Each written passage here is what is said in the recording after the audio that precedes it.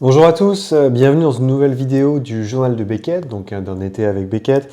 Vous m'excuserez si je parais un peu fatigué, j'ai commencé à reprendre du boulot, enfin un stage, j'avoue que je suis un peu cramé.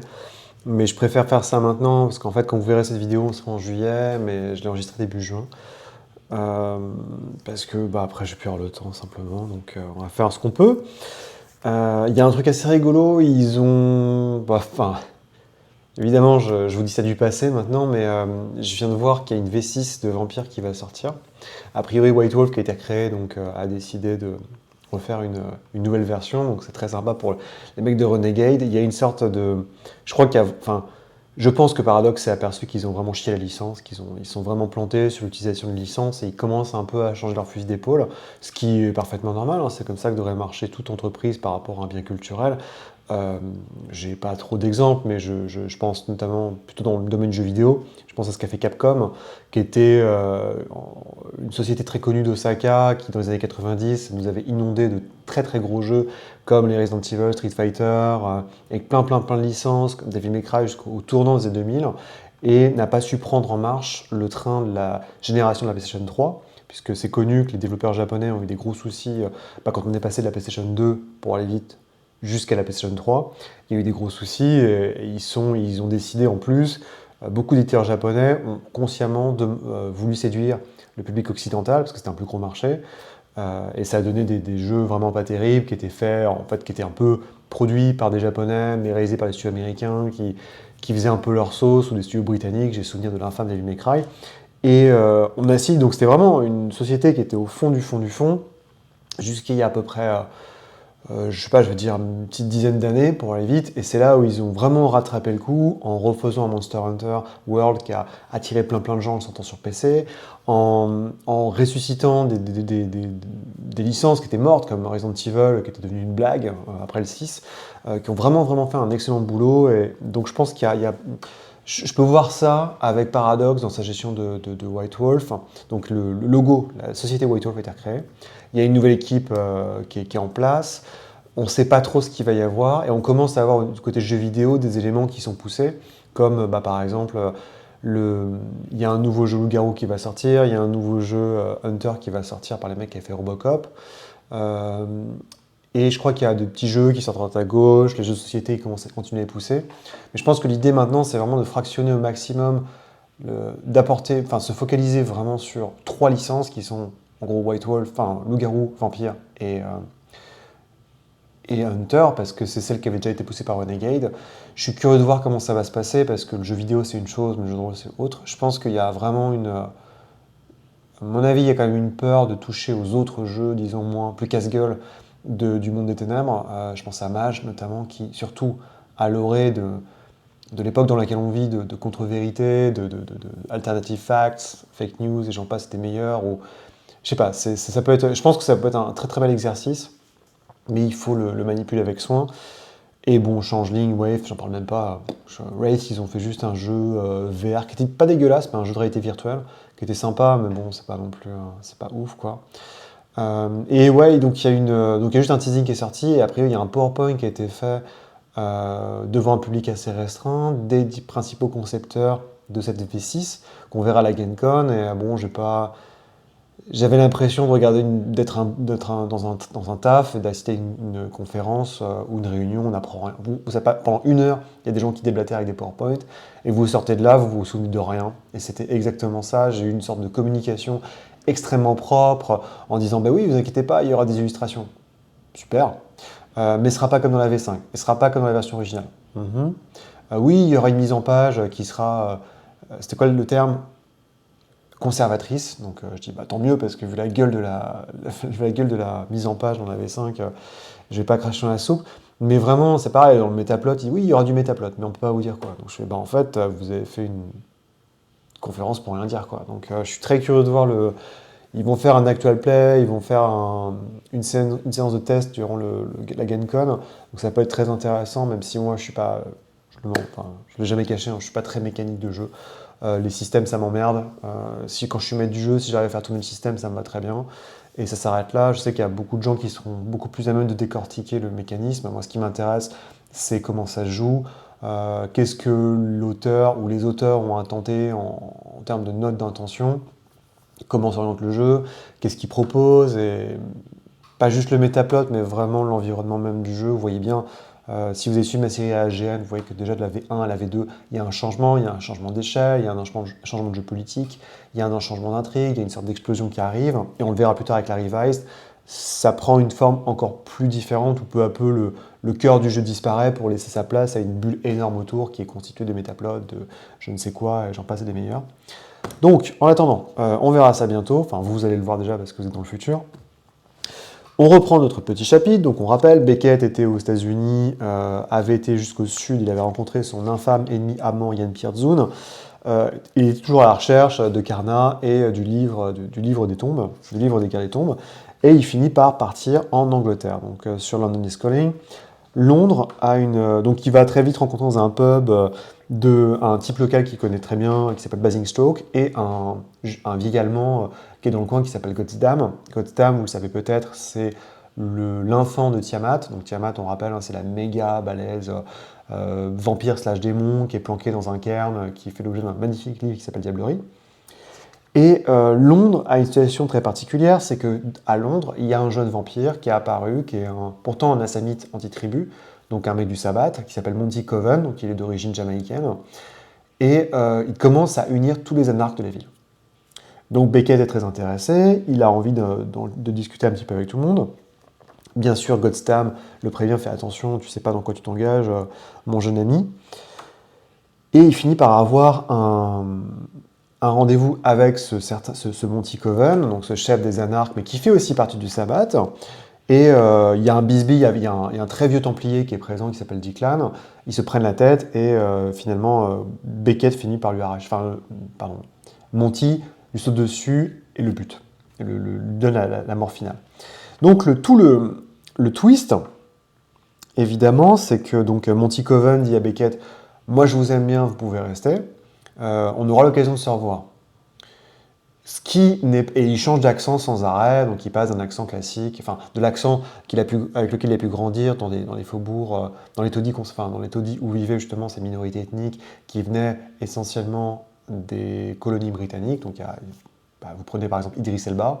Idriss Elba, c'est ça, c'est quelqu'un qui vient de ces minorités-là. Et il change l'envie, et Coven dit cette fois c'est bon, je tolère ta présence à Londres. Et c'est là où ça fait tilter Beckett, qui est c'est encore un grand élément du bêta-plot.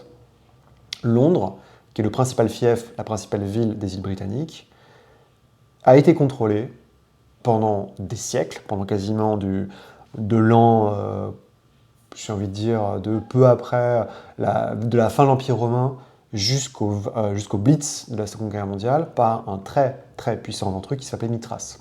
Mithras s'est fait passer pour le dieu Mithras. Donc il est ancien, c'est un 4e génération qui est extrêmement puissant, extrêmement vieux. Il est connu pour avoir un certain ego, un ego démesuré, et vraiment tolérer la Camarilla, mais c'est quelqu'un pour qui l'âge des princes s'est jamais arrêté. Et donc, c'est un mec très rigolo, parce que concrètement, il a adopté un peu ses coutumes de la Rome antique, mais c'est un type qui dirige vraiment, qui est le prince le plus autocratique qui existe, et de toute façon, personne ne peut lui dire quoi que ce soit, puisque c'est l'un des mecs les plus puissants du monde des ténèbres. Or, pas de bol, durant le Blitz, peu avant le Blitz, Mithras en a un peu ras-le-bol, et comme tous les vieux vampires, il se met en torpeur. Il mandate son infante Lady Anne Bosley pour gérer l'intendance, qui était la sénéchale en fait, enfin qui était son enfant, et il dit tu vas gérer mes affaires. Et il laisse son sénéchal filer un coup de main. Son sénéchal a une particularité, c'est qu'il a un masque sur la tête. On y reviendra. C'est un très bon pote de Mithras. Il se trouve aussi que Mithras a une dent très très très forte contre Beckett, qui est un jeune vampire au début du XXe siècle, et commence à fouiner, poser beaucoup de questions, ce que généralement les 4e générations n'aiment pas beaucoup. Mais il essaie de voler un truc, je crois, durant le XIXe siècle à Mithras, ce qui fait que Mithras va le pulvériser, et il y a une intervention, enfin on pense qu'il y a une intervention d'Aristote de Laurent, donc le sire adoptif de Beckett, qui arrive et dit non, attends, le tue pas, je t'ai rendu une faveur, je réclame cette faveur, et cette faveur, c'est que tu laisses mon enfant vivre. Et du coup, Mithras dit ouais, ok, ça passe. Et donc, c'est ce qui permet à Beckett de rester en vie tant qu'il est à Londres, notamment dans ce fief-là. Sauf que durant Blitz, Mithras est bien tranquillement en torpeur, et là, boum, badaboum, il y a des bombes qui tombent, donc il est complètement KO, il n'arrive pas à ressortir de sa tombe. Il finit par émerger, au courant des années 90, très très faible, de sa torpeur. Qu'est-ce sur quoi il tombe? Évidemment, sur une meute de loups-garous. Donc il les défonce, parce qu'il ne faut pas déconner, il est quand même quatrième génération, mais il sort de là, il est éclaté. Et c'est là qu'en profite, il y a une jeune troupe, il y a une PAC, donc une meute du Sabbat qui arrive, qui est composée de mecs un peu, enfin vraiment du bas, du bas, du bas, ils sont à peine vrais Sabbat. Ils meurent tous, et Monty Coven se retrouve tout seul avec l'opportunité de diableriser, vous l'avez deviné, Mithras. Et là se produit un truc très, selon votre point de vue, il y a un truc à la Rashomon qui est extrêmement intéressant, c'est que Mithras est tellement puissant, et ça c'est un thème récurrent dans Vampire, en tout cas dans le vieux métaplot. Si le vampire que vous diablerisez est puissant, ce vampire-là prendra l'ascendant sur vous. Et c'est la grande cruauté de la diablerie, c'est que la majorité des vampires diablent les vampires plus vieux qu'eux pour faire baisser leur génération et se rapprocher de K1, mais les vampires qui sont suffisamment proches de K1 sont tellement puissants qu'en fait, ils peuvent survivre même en étant morts. Et des fois, ils reprennent même le contrôle du vampire qui les a diablerisés. Et c'est ce qui se passe avec Monty Coven, c'est-à-dire que dans Monty Coven réside en fait, il y a, alors ça a un peu changé, mais en Revised, on vous est clairement pour comprendre que Monty Coven n'existait plus, et que peu à peu, Monty Coven, sa personnalité, tout ce qu'il était se fait bouffer par le prince éternel de Londres, Mithras. Là, c'est un peu différent. Là, on vous dit vraiment que c'est une symbiose, et qu'en fait, Mithras a fait exprès de se faire diableriser parce qu'il s'ennuyait. Il s'ennuyait, et donc en fait, c'est comme un mec qui finit une partie de civilisation, et qui se dit « ouais, ça me fait chier, je vais recommencer ». Et donc Mithras s'est dit bah, « qu'est-ce qui se passait si je me laissais diableriser ?» par ce jeune type justement qui a subi plein de préjudices, qui en veut, qui a une ambition démesurée, et que j'arrive à reprendre le contrôle de ma ville. Et c'est ce qui se passe, donc c'est très très rigolo, parce que Montgomery Coven joue sur tous les râteliers, il essaye d'utiliser les anarques pour se faire... Enfin, il recrute les anarques, il convertit les mecs du Sabbat à sa propre cause, ce qui fait qu'en fait, il y a Mithras 2.0 qui se balade, et le must, c'est qu'il utilise Anne Bosley, qui est la reine qui devient de plus en plus frappadingue et bourrine. D'ailleurs, elle a un problème, c'est qu'elle diablerise les gens, mais juste pour s'amuser, en fait, parce que pour le côté addictif, c'est pas tellement pour la puissance. Donc elle est vraiment dans la panne la plus totale, et donc, pour mettre fin à ces rumeurs, elle impose encore une brutalité encore pire dans la ville, en massacrant tous les gens qui s'opposent à elle. Ce qui fait qu'évidemment, ça fait le jeu de Montgomery Coven qui va procéder à son ascension irréductible pour redevenir quelque part le prince éternel, the once and forever king, donc le roi éternel à la Arthur de Londres, ce qui est assez rigolo. Et finalement, à la fin, Mithras / Coven a changé d'opinion sur Beckett, ils disent ouais, c'est bon, t'es un mec à la cool, tu peux rester. Ce qui est un glace un peu le sang de Beckett qui sait pas trop sur quel pied danser. Le Beckett change de lieu, donc il ira à Libertaria, on va en reparler un petit peu parce qu'il aura l'occasion d'en discuter et voir un peu comment ça va évoluer. Et c'est marrant, c'est parce que ça finit par une notule où justement on s'aperçoit que c'est pas Anatole, c'est pas Aristole de Laurent, donc le sire adoptif de Beckett qui a permis en fait à Beckett de survivre, c'est Bindusara. Donc Bindusara, on y reviendra quand on aura l'encyclopédie Vampirica, donc une grosse encyclopédie de tous les vampires qui existent en Revised, qui en général est l'un des les livres les plus chers parce que bien relié, parce que rare, mais bon, dans les faits, c'est pas vrai, qui est un très très vieux ventru, et les ventrus, on n'a pas abordé ce point-là encore dans le Clan Book, mais c'est des gens qui... On les appelle les sangs bleus parce qu'ils sont nobles, parce qu'ils se nourrissent que sur un type de créatures, enfin de type de mortel. D'ailleurs, il y a un truc absolument dégueulasse. Si vous voulez vraiment le truc le plus edgy, je pense, de tout ce que j'ai vu dans Vampire et dans le Monde des Ténèbres, et Dieu sait qu'il y en a quand même. On parle d'une série de bouquins où il y avait notamment un supplément qui était d'ailleurs très bien fait, mais bon, c'est pas le point, sur la Shoah, pour Wraith. Il y en a quand même un, c'est Yann Pierzun, justement. Yann Pierzun, il peut se nourrir que sur les gens qui ont été violés. Donc qu'est-ce qu'il fait ? Il prend des meufs, il domine des mecs pour les violer, quoi, et après il les bouffe. Et c'était là, tu fais, mais putain, t'as réfléchi quand t'as fait ça ? Ou, enfin, c'est chaud, quoi. Après, on va te dire, ouais, mais les vampires sont des créatures inhumaines, ok, mais il y a un moment... ça va 5 minutes, quoi. Mais comme je disais dans une autre vidéo, les bébés mangés et jetés contre le mur, il y a au bout d'un moment, c'est même plus, c'est juste, enfin, c'est même plus grotesque, c'est juste débile et enfin, c'est pas intéressant, quoi. Bref. Donc, en tout cas, tout ça pour vous dire qu'on a comme à chaque fin de chapitre, on va avoir une sorte de succinctement une analyse de ce que je viens de vous dire, donc à savoir que c'est l'île des rois, il y a un roi et une reine quelque part, donc Anne Bosley fait la nique à Monticoven et tous les deux se battent, tandis que Monticoven continue à essayer de rassembler ses troupes. Le sabbat vient voir ce qui se passe parce qu'il dit c'est quand même bizarre et tout, on a de moins en moins de sabbats, ils disparaissent tous, ils sont convertis. Pareil avec les anarques.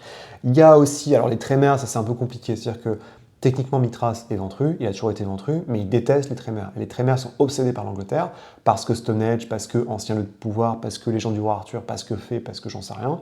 Et donc ils envoient souvent des mecs extrêmement puissants sur place pour essayer de reprendre le contrôle de l'île à la nique des ventrus. Ce qui implique des jeux d'alliance assez pervers, notamment entre les Trémères et les Toréadors, ou les autres factions. Et donc cette bisbille reste extrêmement importante. Vous avez plusieurs pistes qu'on vous donne. Donc, est-ce que finalement Mithras a survécu, il a pris toute la personnalité de Monticoven? Est-ce que c'est une sorte d'alliage, de fusion? Ou alors simplement Mithras est vraiment mort et Monticoven est juste un jeune vampire avec beaucoup de pouvoir?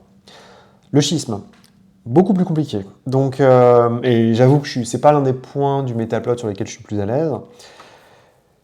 Beckett est envoyé à Paris, donc il se balade, il s'aperçoit et il finit par arriver donc notamment en Jordanie et en Méditerranée pour rencontrer un très vieux assamite qui s'appelle Tigrius, qui est le chef, je crois, bon an mal an, de la caste des sorciers. Donc on rappelle, c'est un truc qu'on ne sait pas, enfin que beaucoup de gens ne savent pas. Donc comme il y a les Nictuku pour les Nosferatu, le point de métaplot important du clan assamite, hormis les malédictions, bon bref, nonobstant ça, c'est que les Assamites, c'est pas un clan, c'est 3 clans. En fait, ils ont 3 castes. Ils ont les sorciers, les érudits et les guerriers. Il y a très longtemps, c'est un peu comme si vous voulez les chiites, les sunnites et les différentes, disons, appréciations de la religion musulmane. Il y a un moment, en fait, au début, c'était les sorciers, c'était les vizirs donc, qui dominaient un peu le monde assamite, et à la disparition de Hakim, donc l'antédiluvien assamite, les guerriers ont fait plus ou moins un hold-up et ont pris le contrôle essentiellement du QG des Assamites et ont pris le contrôle du clan. Ce qui fait qu'en fait la majorité des Assamites qu'on croise sont des Assamites assassins, mais des guerriers. Et pour pallier à cela, la légende veut qu'en fait la faiblesse que possèdent les Assamites, à savoir la faiblesse actuelle, le fait qu'ils ont une soif de sang, une frénésie, enfin qu'ils sont accros à la vitalité vampirique, et que donc les Trémères ont dit ok, on forçait sur une malédiction pour les empêcher de se nourrir sur les autres vampires peu après la fondation des Camarilla. Ça, finalement, c'est qu'un versant de l'histoire des Assamites. Les Assamites finalement, en fait, ils ont une autre faiblesse à la base qui est complètement différente, qui fait un peu péter un plomb évidemment aujourd'hui, qui est le fait que leur peau devient, plus ils sont vieux, plus leur peau devient noire. Donc à la fin, ils ont quasiment une peau noire jet. C'est quelque chose qui est un peu toujours vilipendé comme étant un aspect extrêmement raciste, cru de Vampire la Mascarade, ce à quoi j'aime toujours, et on me l'avait sorti, on me l'avait quand même balancé sur un forum, enfin sur un Discord, ce à quoi je réponds toujours succinctement. Ça a été créé, le clan Assamite a été créé par le seul Afro-Américain qui ait jamais bossé chez White Wolf. Donc bon, faites ce que vous voulez avec ça, mais parce qu'après on m'a dit ouais, mais il est américain, c'est le problème. Je fais ok, bon d'accord, laisse tomber.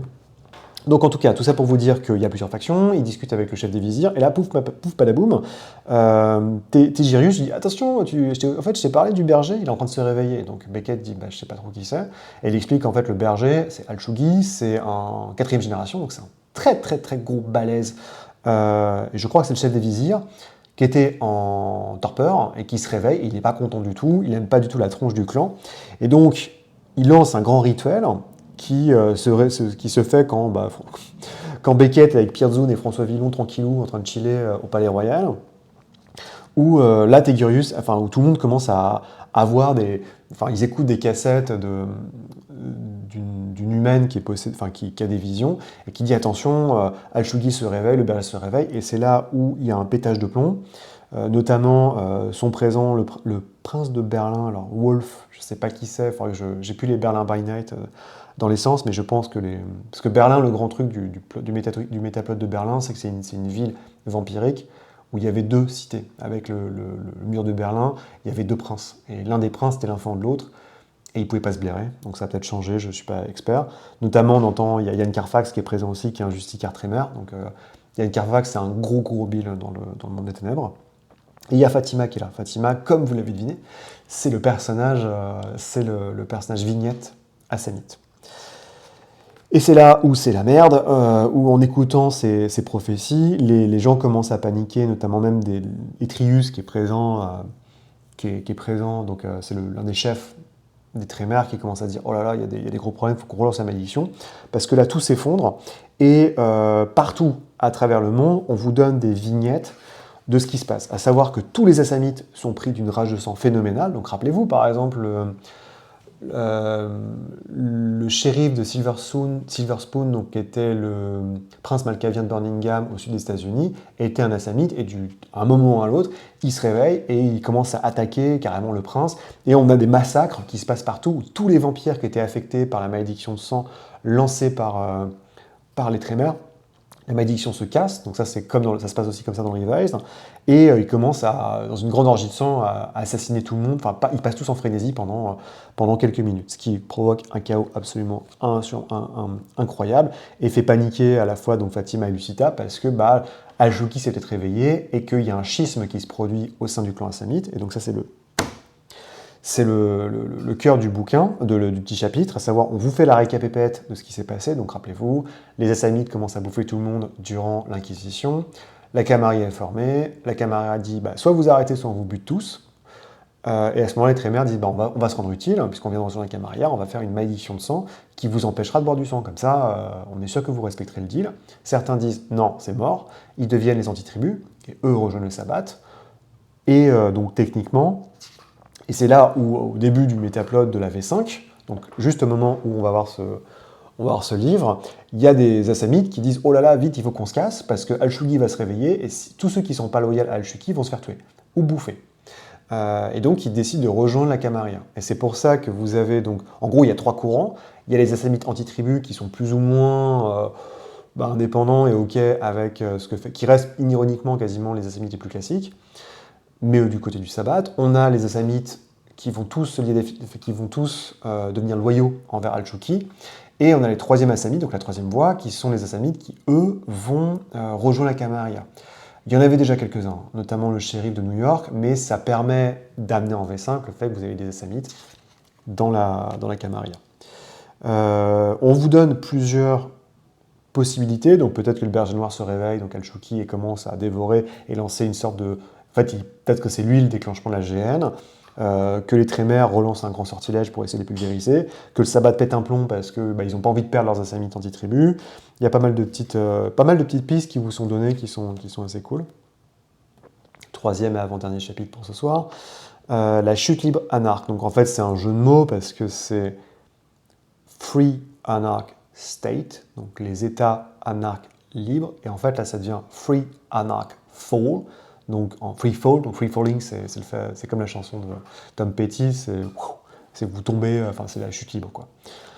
Et donc, récapépète, Beckett vient se balader dans les États libres anarches de Californie, donc autour de Los Angeles, où il décide un peu de voir ce qui se passe et de prendre le pouls de la cité. Donc c'est souvent ça, il se balade tranquillou, et puis il n'y a pas forcément le MacGuffin derrière de Carnat ou du livre, mais là, il va se balader tranquillement pour un petit peu voir ce qui se passe.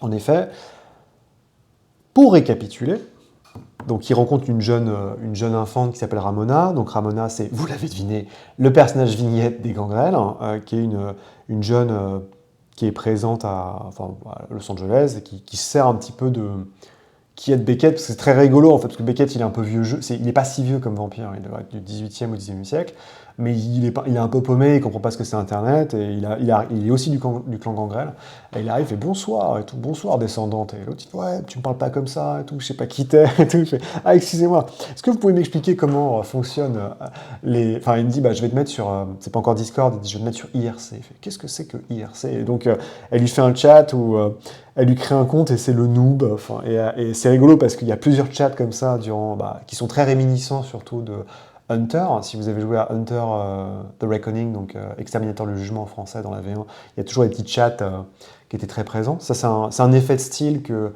beaucoup de textes en jeu vont utiliser dans le monde des ténèbres. Et au fur et à mesure donc, du bouquin, il va changer, il va s'amuser, il va réussir à changer son pseudonyme en Wolfman, je crois, c'est l'homme loup. Enfin, et il y a d'autres mecs. Il y a pas mal de gens qui vont rentrer là-dedans. On verra notamment, il y a un type qui s'appelle l'homme mystère, qui est un représentant de l'inconnu. Enfin, c'est assez rigolo, il s'amuse bien, on va dire, pour ça. Donc Ramona finit un peu par briefer ce qui se passe pour Beckett. Et donc, il y a plusieurs choses à dire. C'est un peu compliqué, les États libres anarques. Partez du principe qu'il y a jusqu'à la fin du 19e siècle, il y avait un prince à Los Angeles. Los Angeles était une toute petite ville. Avec l'expansion et l'arrivée de plus en plus de gens sur la côte ouest, au début du XXe siècle, il y a un jeune, enfin il y a un vieux, c'est ça qui est rigolo, c'est que c'était quand même, le mec était déjà un ancien au XXe siècle, qui s'appelle Jeremy McNeil, qui était un Bruja évidemment anarque, qui est venu jusqu'aux États-Unis et qui cherchait une terre où il pouvait s'installer loin du contrôle de Camarilla. Et il a réussi à monter, après s'être battu contre les Anglais, il a réussi à monter en fait. Il a pris le pouvoir, il a réussi à renverser le prince qui est parti, la queue entre les jambes de Los Angeles, et quand on lui a dit maintenant tu peux être baron de Los Angeles, il a dit non, j'en veux pas, il faut qu'on reste indépendant, et donc on restera sur un mode anarque. Et on va rester sur une sorte de zone complètement libre, ce qui fait que pendant quasiment un siècle, Los Angeles est resté une ville complètement indépendante. Un domaine anarque. Et c'est pour ça que c'est les free anarch state, c'est parce que c'est complètement libre. Sauf qu'il y a plein de choses qui vont se passer, dont on va parler tout de suite, et c'est rigolo parce que le Beckett dort à l'hôtel Ocean View. Donc il y a un autre truc aussi, c'est que Anarch Free State, donc Los Angeles by Night, sera un très bon supplément que j'ai pas encore vu, je crois, qu'on verra bientôt, qui est un super supplément, qui décrit ce monde-là. Et cet environnement est très important pour une autre raison, c'est qu'en 2004, Valve Software, donc les gens qui ont fait Half-Life, qui maintenant possèdent Steam, sont les gens les plus riches du monde en termes de jeux vidéo, vont franchiser pour la première fois leur nouveau moteur graphique qui s'appelle le Source Engine, Source 2 je crois, avec lequel ils viennent de sortir Half-Life 2, ou qui sont sur le point de sortir Half-Life 2, ils vont le donner à un studio qui s'appelle Troika, pour faire un jeu vidéo basé sur Vampire. Troika Interactive est un studio qui est extrêmement réputé pour plusieurs raisons. La principale raison, et essentielle et la plus importante, c'est que c'est un studio qui a été fondé par des anciens de chez Black Eye Studio. Black Eye Studio, si on revient encore dans le côté générationnel, ce sont les gens qui ont créé Fallout, donc pour Interplay. Donc Fallout 1, Fallout 2, les mecs se barrent, ils créent Troika, et à Troika, ils vont créer notamment Arcanum, qui est un excellent jeu steampunk, qui est complètement oublié aujourd'hui, mais qui est vraiment un merveilleux jeu. Et ils vont créer donc Bloodlines, avec le moteur qui leur a été confié par Gabe Newell, en 2004.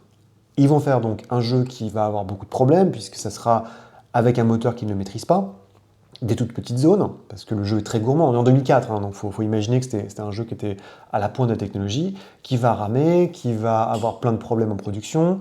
Le distributeur, c'est Activision, qui possède la licence à l'époque de Vampire la Mascarade, va faire le forcing pour sortir le jeu très très rapidement. Et pourtant, contre toute attente, pour beaucoup de gens, ce jeu qui se passe à Los Angeles vampirique de Vampire la Mascarade, juste avant la GN, on rappelle, on est en 2004, donc la gamme, elle s'arrête cette année-là. Et ben c'est un jeu qui va flopper. Je me rappelle, moi je l'ai acheté à 5 € la Fnac, à l'époque où la Fnac faisait des dispatchs. D'ailleurs j'aurais dû acheter Rule of Rose, qui était à 5 €, il y avait des baquets entiers de Rule of Rose, qui était un jeu qui a été censuré sur PS2, qui est un très mauvais jeu, mais un jeu de survival horror, mais qui se vend maintenant à 300 balles, je crois, ou 400 balles, qui est quasiment introuvable, et qui se vend par palette sur eBay. Et le jeu va flopper, mais par contre, il va avoir une réputation absolument dingue, qui va exploser au fur et à mesure du jeu, en faisant un des jeux les plus cultes qui existent. Il est aujourd'hui vu comme l'un des meilleurs jeux de rôle qui existent sur ordinateur. Il est patché souvent, depuis maintenant 15-20 ans, il est patché régulièrement par un mec qui est professeur en biochimie allemand, que j'ai interviewé, qui s'appelle enfin son pseudonyme c'est Wasp5. Et le mec fait des patchs en fait pour le jeu depuis des années. Ce qui fait que maintenant le jeu est beaucoup plus propre. Il y a des trucs qui étaient très poussifs dans le jeu original, comme des donjons. En fait, il y avait des espèces d'égouts, Nosferatu qui étaient horribles. Et ça, c'est passé à la trappe, on peut les zapper. Et le jeu, en fait, se passe à Los Angeles et reprend vraiment cette idée d'une ville qui est torturée entre les anarches, entre la Camarilla qui veut revenir, le Sabbat qui veut revenir, les Kuei-jin qui arrivent aussi, donc il y a plein de factions. Et on retrouve quelques PNJ assez connus, notamment il y a Smiling Jack, qui est dedans, et il y a Beckett, qui a un rôle très important, parce que le cœur du jeu, c'est qu'il y a un sarcophage qui a été trouvé, et la question c'est, qu'est-ce qu'il y a dans le sarcophage? Et je ne vous spoilerai pas si vous ne l'avez pas fait, mais je vous recommande chaudement de le faire, même si, dans mon cœur, toujours, Vampire la Mascarade Redemption restera le meilleur jeu jamais fait sur Vampire la Mascarade, et je m'en fiche de ce que pensent les autres. Donc en tout cas, tout ça pour vous dire que l'hôtel Ocean View, c'est l'une des premières missions que vous faites dans le jeu, où on vous dit juste d'aller chercher un talisman, et dans l'hôtel, il y a des fantômes. Donc il n'y a pas de monstre, vous ne pouvez pas vous faire tuer, vous pouvez faire attaquer, mais il y a des fantômes, et c'est l'un des passages les plus terrifiants de ma vie de joueur de jeux vidéo, il faut vraiment le faire. Et donc c'est pour ça qu'il dit, Beckett est là-bas, il dit, ah bah dis donc, il y a des fantômes, j'entends des pleurs, bref. On a une sorte d'abécédaire des gens qui sont présents en faction, donc Salvador Garcia, qu'on avait déjà vu dans le livre sur les anarques, en fait, est un traître, c'est-à-dire qu'il est en train de faire un deal avec les Kuei-jin, parce que la ville est sous attaque, la ville est attaquée par la Camarilla et El Sabbat. Gloria Martinez, c'est, je crois, quelqu'un qui bosse pour... je sais plus exactement. Je sais que c'est quelqu'un, justement, qui est sur le point de trahir tout le monde aussi. Armando Rodriguez, donc il est présent dans Vampire Bloodlines, ce jeu vidéo. C'est le seul qui reste, qui voudrait s'élever en tant que baron, en fait, plutôt qu'avoir un espèce de statu quo. Il part du principe qu'il faut vraiment quelqu'un pour diriger la ville. Et Tara Kearney, c'est la baronne de San Diego, je crois, donc c'est la ville qui est un peu au sud de Los Angeles.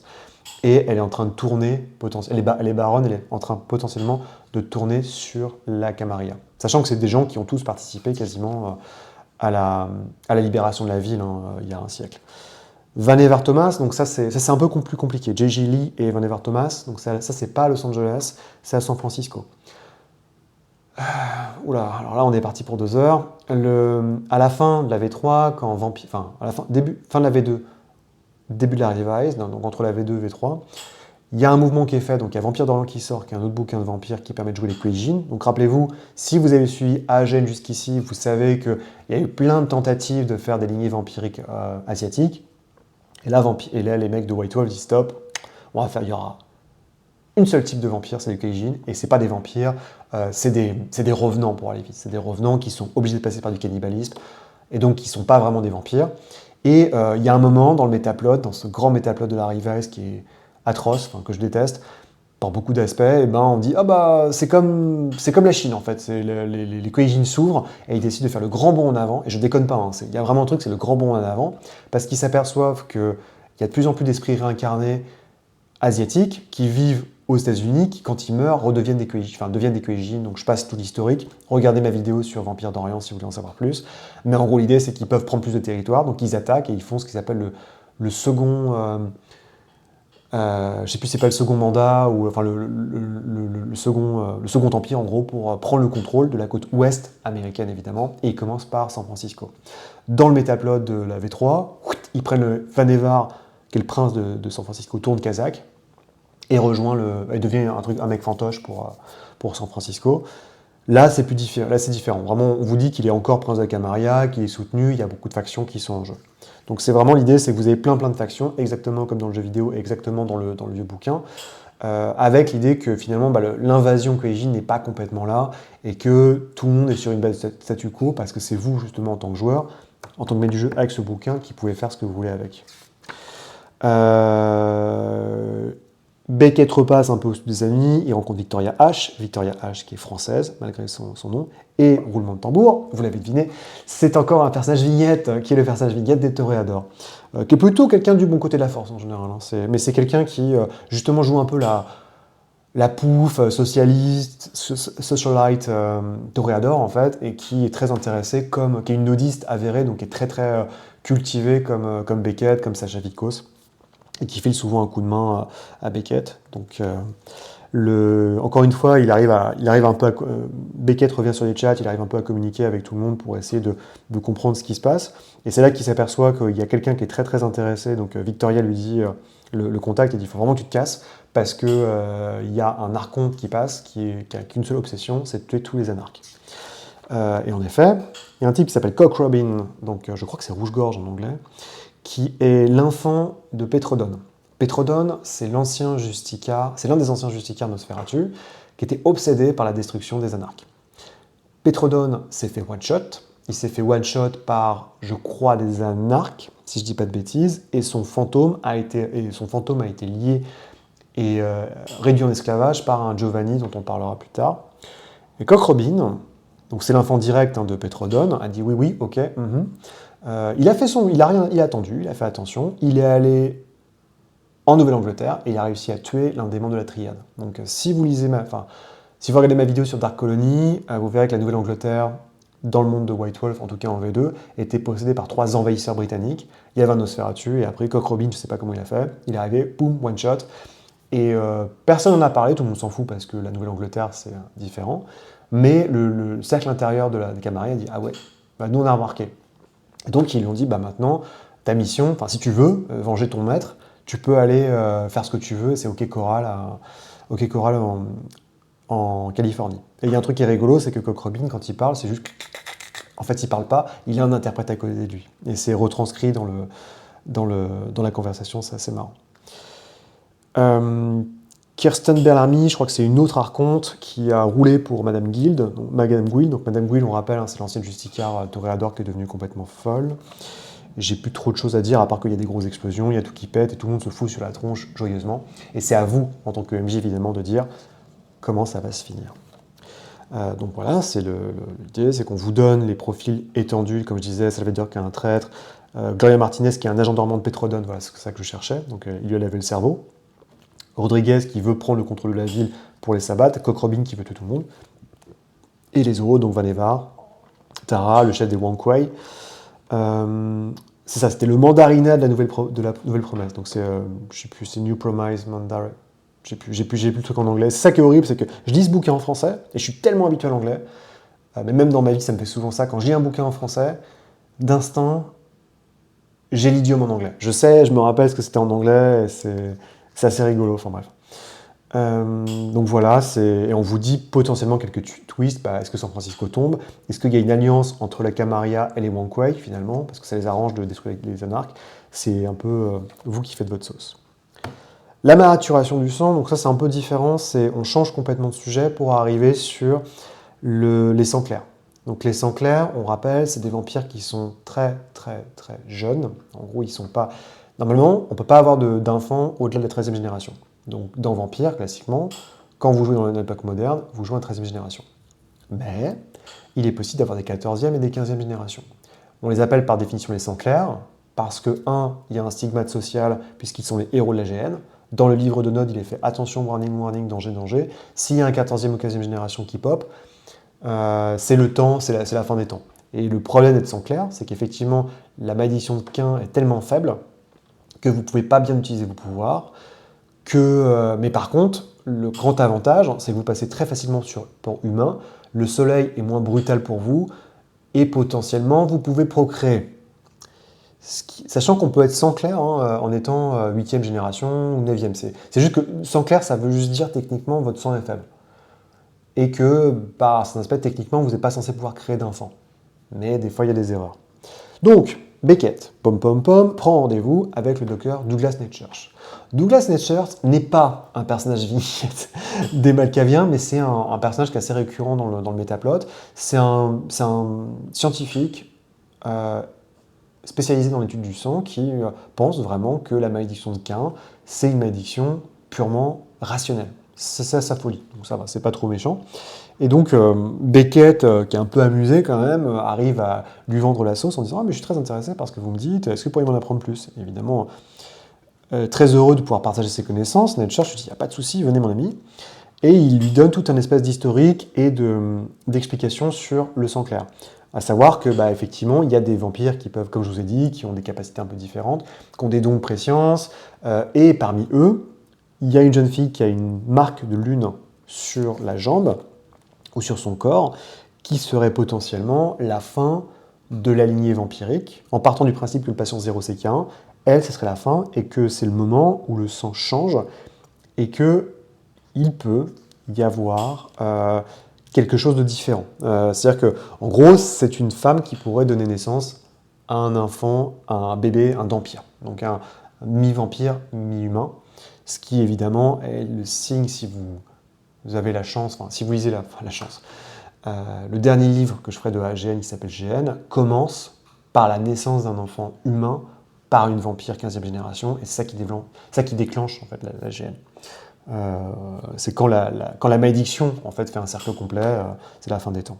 Donc on a Acacia notamment, qui est présent aussi dans Vampire Bloodlines, qui est une sang claire, qui a des pouvoirs de prémonition, et quand vous lui parlez dans le jeu, elle peut vous donner des tips sur ce qu'il faut faire ou ce qu'il ne faut pas faire.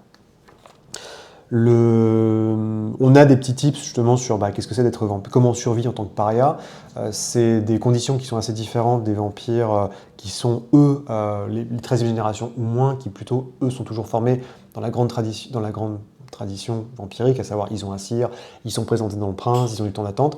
En général pour les parias, les 14e et 15e génération qui rappellent, peuvent être pulvérisés à vue par le Scourge, donc le fléau, qui est un larbin qui sert le shérif d'une ville pour pulvériser tous les vampires qui n'ont pas été autorisés par le prince. On vous donne des petits tips sur comment survivre et est-ce que les règles vampiriques s'appliquent à vous ou pas. Donc Jenna Cross, c'est potentiellement l'une des jeunes vampires qui est sans clair, qui a la marque de lune, qui a été d'ailleurs étreinte par Smiling Jack, ce qui ne fait aucun sens puisque Smiling Jack est un vampire pirate, donc il est, je sais pas, 7 ou 8e génération. Donc comment est-ce qu'une fille comme ça peut être sans clair? Et c'est un peu aussi des idées, c'est pour vous dire que le sang clair, c'est pas forcément, ça peut être un défaut que vous pouvez avoir à une génération inférieure. Donc tout n'est pas aussi simple, tout n'est pas parfait. Et là, on a un petit extrait du note, je crois, où on parle de la dernière fille d'Ève. Et la dernière fille d'Ève, c'est la jeune fille qui va incarner la fin de la lignée vampirique, qui va déclencher la GN, qui peut être potentiellement l'enfant sacrificiel demandé par Dieu, ça peut être la réincarnation de Lilith, ou un serviteur de Lilith, il y a plein de trucs, on en reparlera plus tard, ce sera pour GN, donc le dernier bouquin. Donc là, on vous donne les éléments propres, c'est plutôt des trucs mécaniques, donc c'est assez bizarre. C'est que des mécaniques sur atouts et inconvénients d'être 16e génération, le fait que vous soyez voyant, donc vous voyez dans le futur, qu'est-ce que ça implique comme handicap, le sang clair, les dampires, donc en quoi les vampires et les humains et les dampires changent. Donc en gros, un dampire, ça reste un humain. Mais contrairement à un... Donc ils sont humains normaux jusqu'à la puberté, et après ils développent des disciplines. Ils ont aussi une bête éveillée.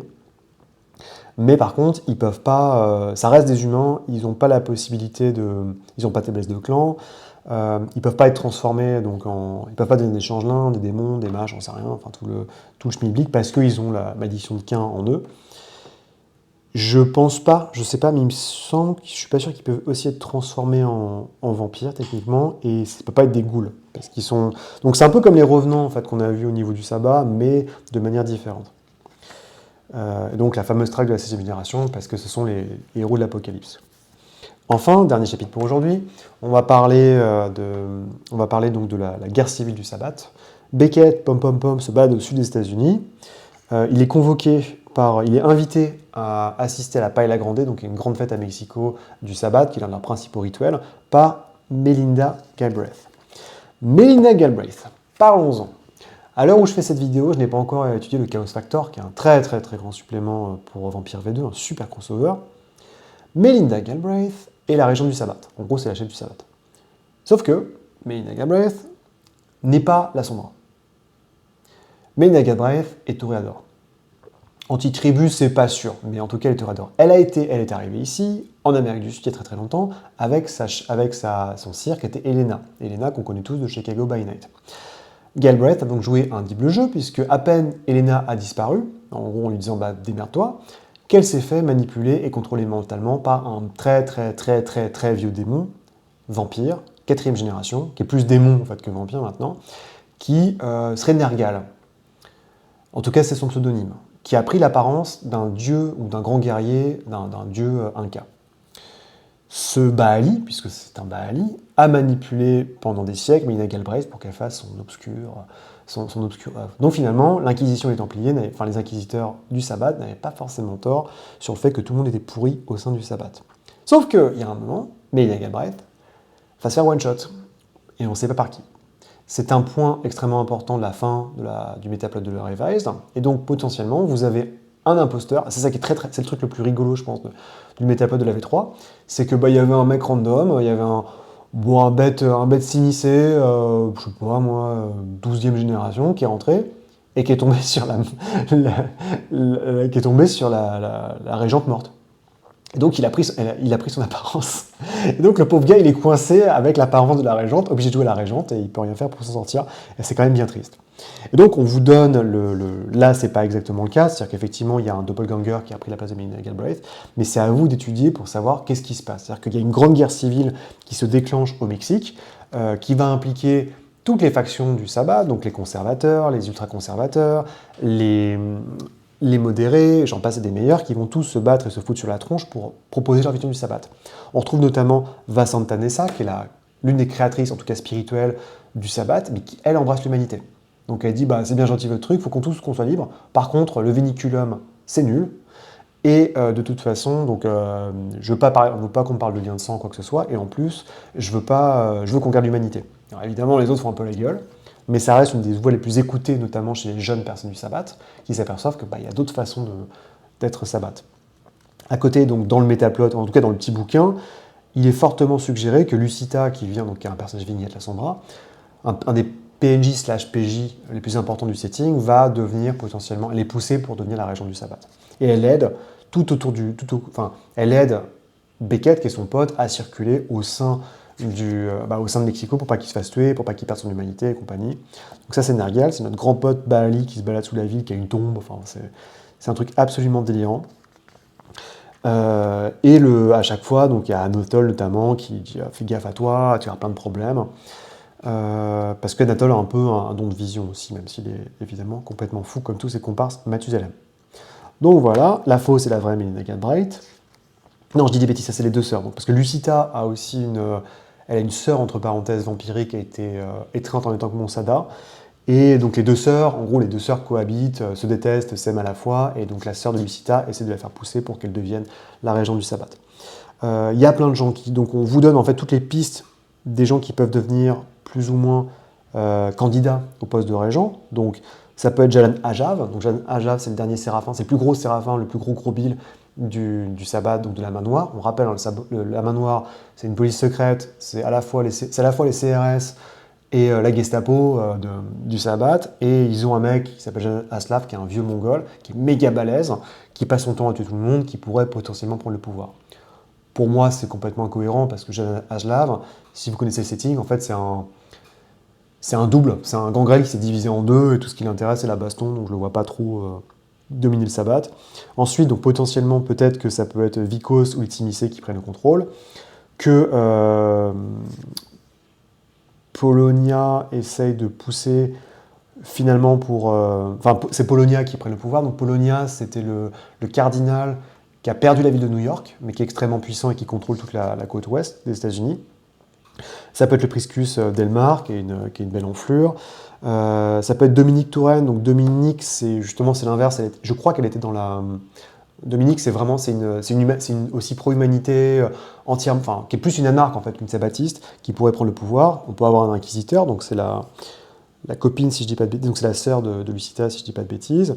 Et sinon, il se passe d'autres choses à droite à gauche, au Canada notamment, où Stratconda, qui est Stratconda, qui est un peu qui est le cardinal qui dirige Montréal et qui dirige en fait toute la côte ouest toute la côte est du Canada.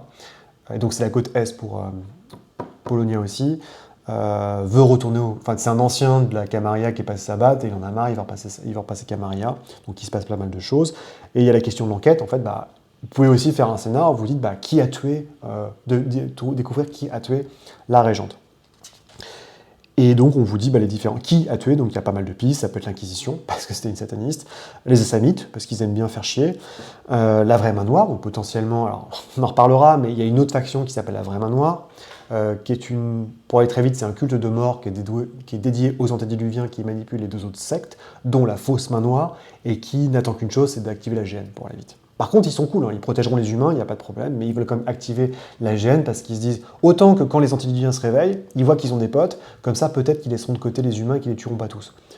Ce qui est un peu le raisonnement d'un enfant de 5 ans, mais faut avouer, à moitié pardonné, je pense pas que les antédiluviens laissent passer, mais ceci est un autre débat. Et sinon, on vous donne un peu des pistes sur qu'est-ce qui peut se passer une fois que la guerre a eu lieu, concrètement. Et nous arrêterons là pour aujourd'hui. On ira à Montréal la prochaine fois. Donc j'espère comme d'habitude que ça vous plaît.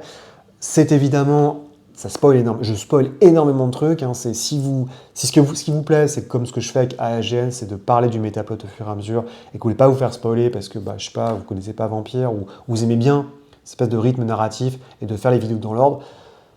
Clairement, cette série estivale n'est pas pour vous, parce que je spoil tout, quoi. Je spoil tout, bon, des fois je le fais mal, mais c'est beaucoup de souvenirs que j'ai, et ce que j'aime beaucoup dans ce bouquin, c'est vraiment la grande force du bouquin, c'est que, ça synthétise, et de l'autre côté, ça permet d'impliquer des nouveaux-nés et des joueurs. C'est-à-dire que vous pouvez faire des histoires, des scénarios de vampires qui sont basés sur le meurtre de Millicent Galbraith, où vous êtes des jeunes sabbatistes qui sont commandités par Lucita, par Dominique, par Vasantea pour savoir qui l'a tué. Vous pouvez être, vous pouvez être des jeunes Jeannards qui se retrouvent un peu par hasard, les sergents d'armes de Monty Coven, à Londres, j'en passe et des meilleurs. Voilà, donc en tout cas c'était tout pour aujourd'hui, je vous souhaite une excellente journée et à très bientôt. Allez, salut!